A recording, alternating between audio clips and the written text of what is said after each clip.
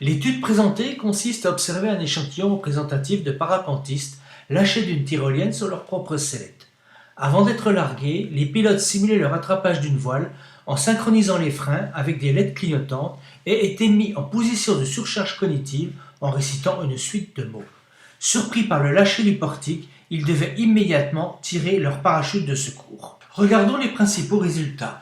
Les pilotes avaient subi un entraînement préalable au déclenchement du secours. Il est intéressant de constater que, même en statique, seuls 2/3 des pilotes peuvent tirer la poignée à 2 mains. En dynamique, le taux d'extraction du secours a été de 96%. L'étude constitue une bonne référence sur le comportement des pilotes lors du lâcher d'un parachute de secours. Il est intéressant de noter le temps d'accès à la poignée après la décision de faire secours. Matt, auteur de l'étude, souligne que les temps seraient nettement plus élevés en conditions réelles. Le pilote bascule son corps vers la droite avec un grip sur les élévateurs, voire donne un bon coup de frein de la main gauche. Ce n'est qu'une fois la stabilisation ressentie que celui-ci cherche à la poignée.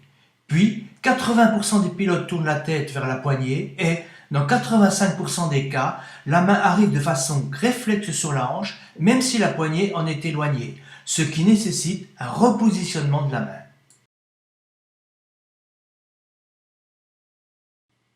Dans l'ensemble des cas, les grips sont assez bons, parfois contrariés par un plaquage de la poignée sur la sellette. Le mouvement naturel du jeté est vers l'arrière, en gardant le bras près du corps. Une extraction latérale reste l'exception, même si le parachute est bloqué. Dans ce cas, le parapentiste va changer la position du grip. Il y a donc un instinct pour garder le bras le plus près du corps et protéger l'articulation de l'épaule en privilégiant l'utilisation du biceps.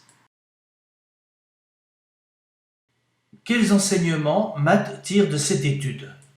D'abord qu'un mouvement en 2 temps ralentit le jeté du parachute de secours. L'inertie donnée au pod par le mouvement interne peut même conduire à des emmêlages des suspentes du parachute avec des éléments de sellette.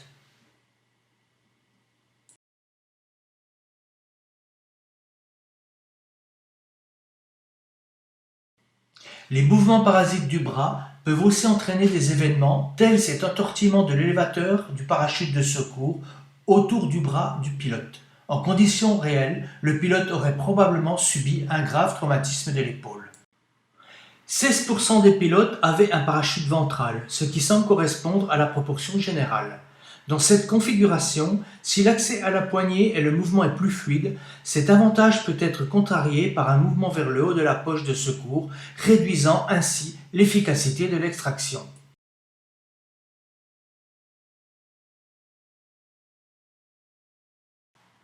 Parfois, si la sangle reliant la poignée au pod est trop longue, l'extraction ne peut être assurée complètement malgré l'extension maximale du bras.